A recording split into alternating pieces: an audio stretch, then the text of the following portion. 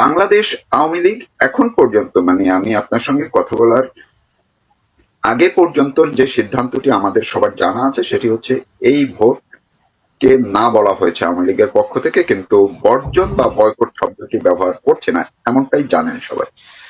সবাই বলছেন no vote no vote, যেই কথাটি আপনি সবার আগে স্লোগানটি তুলেছিলেন, শুরু করেছিলেন, সেটি এখন ব্যাপকভাবে ছড়িয়ে গেছে ক্যাম্পেইন হিসেবে। কালকে নৌকা ছাড়া ভোট, শেখ হাসিনা ছাড়া ভোট, আওয়ামী লীগ ছাড়া ভোট, এই ভোটে যাতে কেউ অংশ না নেন সেই আহ্বান জানানো হচ্ছে। আপনি যদি একটু পরিষ্কার করে সর্বশেষ বাংলাদেশ আওয়ামী লীগের কি বার্তা আছে মাঠের নেতা কর্মীদের জন্য এবং যারা আওয়ামী লীগের সমমনা মুক্তিযুদ্ধের পক্ষে তাদের জন্য তারা কি করবে কালকে, এই বার্তাটি একটু পরিষ্কার করে যদি সর্বশেষ অবস্থানটি জানান। একদম। আমি আমি আমি দেখেন, বাংলাদেশ আওয়ামী লীগ মনে করে বাংলাদেশ আওয়ামী লীগকে নিষিদ্ধ করার মধ্য দিয়ে, আমি আগে বলেছি, প্রায় 60% মানুষকে এই ভোট থেকে বিচ্ছিন্ন করে রাখা হয়েছে, বঞ্চিত করা হয়েছে। আমাদের প্রাণপ্রিয় নেত্রী, বাংলাদেশ আমাদের পার্টির সভাপতি, সাবেক সফল প্রধানমন্ত্রী শেখ হাসিনা কিন্তু সব সময় গণতান্ত্রিক পন্থায় লড়াই করেছেন। আমরা কিন্তু কোনো গুপ্ত সংগঠন নয়। বাংলাদেশ আওয়ামী লীগের প্রতিষ্ঠা কাল থেকে 49 থেকে যদি হিসেব করেন তাহলে দেখবেন যে আমরা কিন্তু গণতান্ত্রিক পন্থায় লড়াই করেছি। আমরা গণতান্ত্রিক পন্থায় লড়াই করেছি 75-এর 15 আগস্টে বঙ্গবন্ধুকে সপরিবারে হত্যার পরেও আমরা কিন্তু গণতান্ত্রিক পন্থায় গিয়েছি। আমরা কোনো গুপ্ত সংগঠন বা গুপ্ত ভাবে যাইনি বা সন্ত্রাসের পথ আমরা বেছে নেইনি। আমরা কিন্তু জেনারেল এরশাদের জেনারেল জিয়ার বিরুদ্ধে যে আন্দোলন করেছি গণতান্ত্রিক পন্থায়, জেনারেল এরশাদের বিরুদ্ধে লড়াই করেছি আমরা গণতান্ত্রিক পন্থায়, আমরা খালেদা জিয়ার বিরুদ্ধে আন্দোলন করেছি আমরা গণতান্ত্রিক পন্থায়, আমরা 1/11 অঘটন পরিষদের বিরুদ্ধে লড়াই করেছি গণতান্ত্রিক পন্থায়। আমি যে কথাটি বলে রাখতে চাই সেটি হলো, সারা বাংলাদেশে আমাদের পরিষ্কার বার্তা, আমাদের প্রাণ প্রিয় নেত্রীকে আমি স্যালুট জানাই যে একটি কঠিন এবং কঠোরতর একটি নতুন রূপের, নতুন ধরনের একটি আন্দোলন দেখালেন তিনি। সেই আন্দোলনের ডাক দিয়েছেন, নবতর এক আন্দোলনের ডাক দিয়েছেন। সেটি হলো নির্বাচনকে প্রতিহত করার কোনো ডাক দেননি। নির্বাচনে অংশগ্রহণ না করার জন্য তিনি জনগণের কাছে আহ্বান জানিয়েছেন। তিনি এই যে আন্দোলনটি, এই আন্দোলনটি কিন্তু একটি গণতান্ত্রিক পন্থার, গণতন্ত্রের নেত্রীর একটি বিশাল একটি চিন্তা চেতনার একটি সুন্দর একটি পরিকল্পনা। কাজে যে নির্বাচনটিকে আমরা আজ সূর্য ওঠার পরে প্রত্যাশা করছি, আমরা নিশ্চিত জনগণের অংশগ্রহণ, এই ভোটে অংশগ্রহণ করার মধ্য দিয়ে সেই আমাদের প্রিয় নেত্রী বঙ্গবন্ধু কন্যা দেশরত্ন শেখ হাসিনার এই আহ্বানে সাড়া দিবেন। এবং আহ্বানে যে সাড়া দিবেন সেটি বোঝার জন্য আর নতুন কোনো পথে যাওয়ার কোনো দরকার নেই।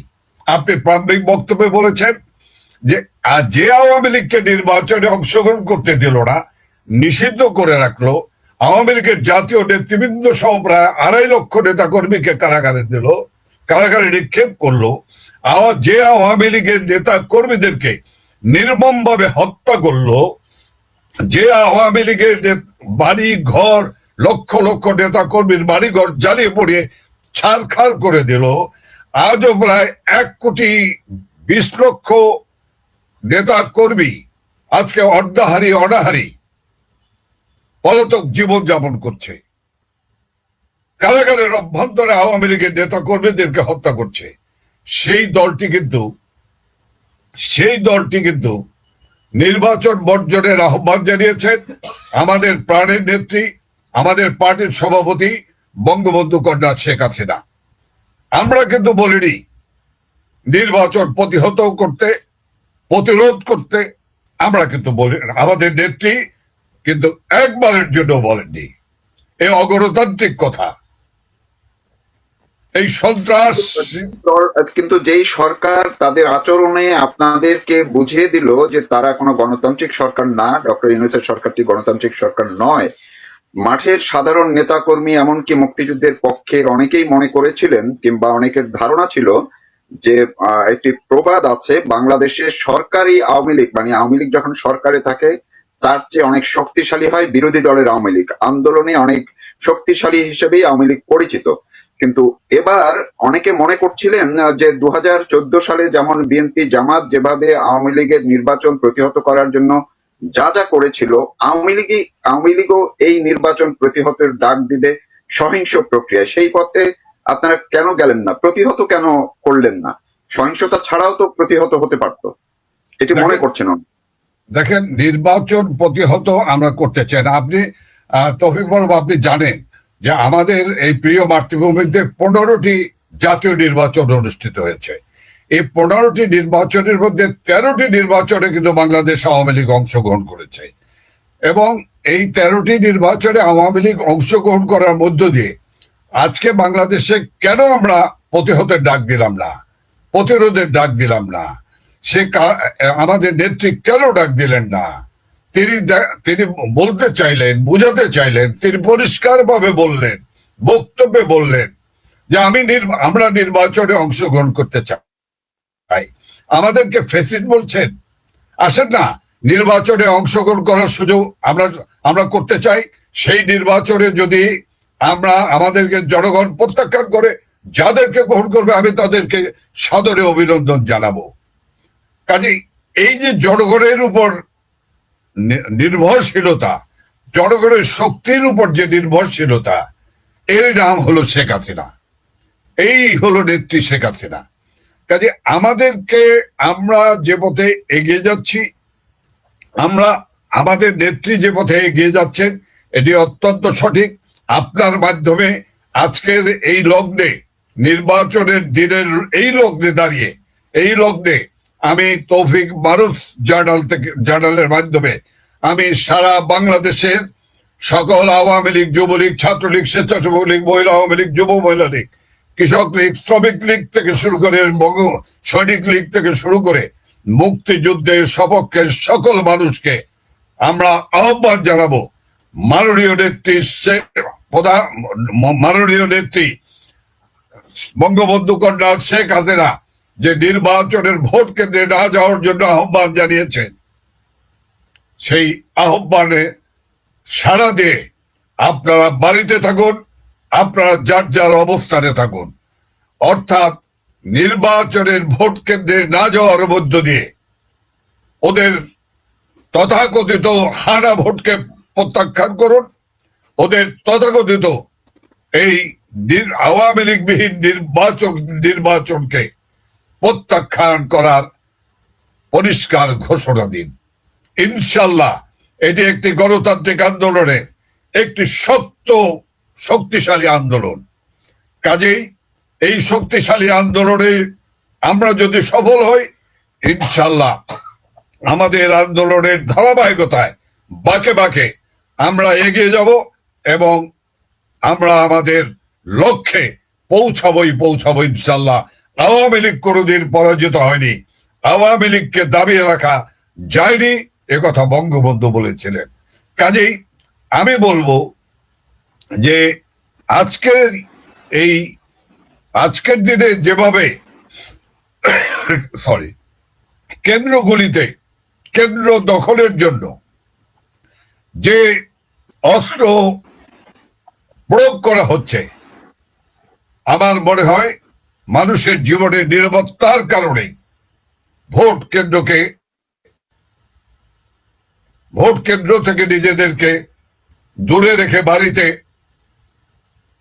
থাকুন, বাড়িতে বসে আপনারা আপনাদের পরিবার নিয়ে এই দিনটিকে, ছুটির দিনটিকে উদযাপন করুন।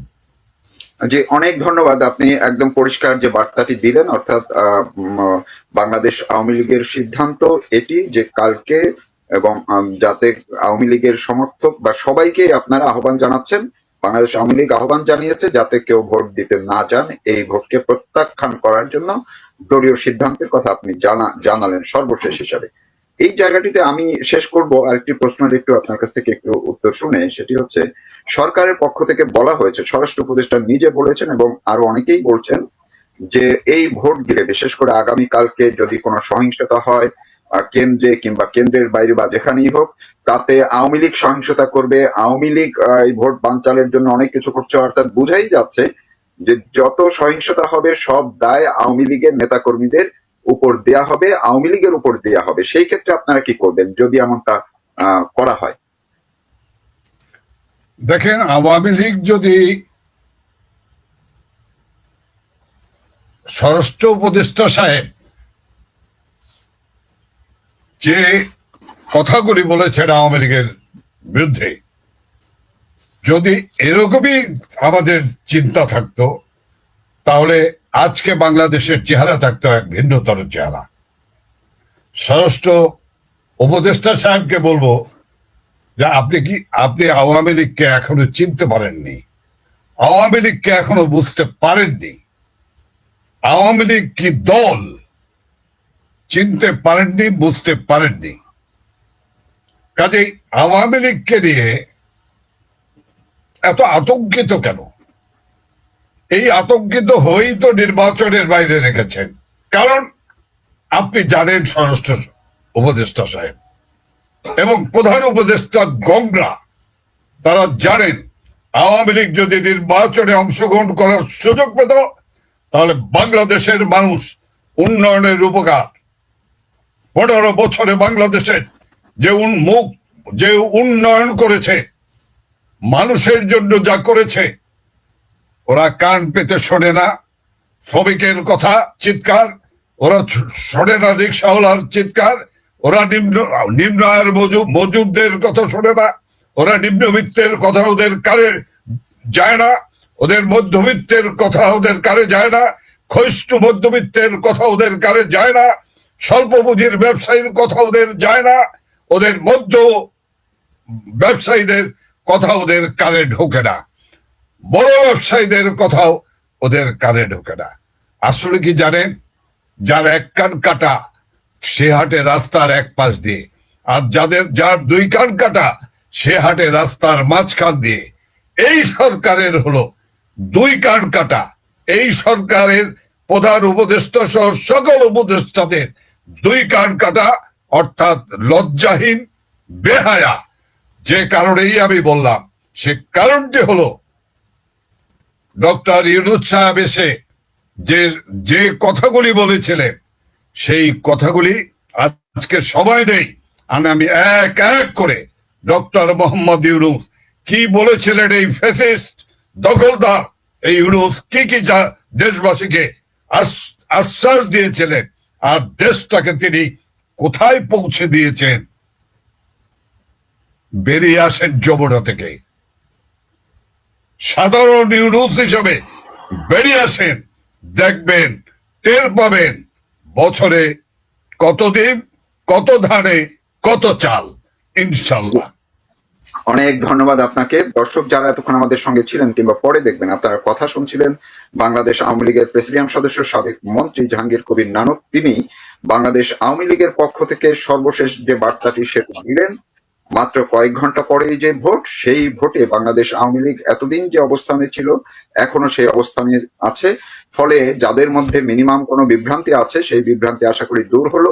যে বাংলাদেশ আওয়ামী লীগের পক্ষ থেকে সবাইকে আহ্বান জানানো হয়েছে যাতে করে এই ভোট প্রত্যাখ্যান করা হয়, কেউ যাতে ভোট কেন্দ্রে না যান। আওয়ামী লীগের তৃণমূলের নেতা কর্মী সবাইকে, সমর্থক তাদেরকে ঘরে থাকার জন্য আহ্বান জানিয়েছে। কেন আওয়ামী লীগ প্রতিরোধে যায়নি, কেন আওয়ামী লীগ 2014 বিএনপি জামাতের মতো কোনো সহিংস পর্যায়ে যায়নি, সেই আন্দোলনে যায়নি, সেই প্রশ্নেরও তিনি উত্তর দিয়েছেন। তিনি জানিয়েছেন, জাহাঙ্গীর কবির নানক এটিও জানিয়েছেন যে যদি কালকে আওয়ামী লীগ এই কোনো সহিংসতা হয় এবং সেই দায় আওয়ামী লীগকে দিলে সেটি কি হবে, সেই বার্তাটিও কিন্তু তিনি বুঝিয়ে দিয়েছেন, বলে দিয়েছেন।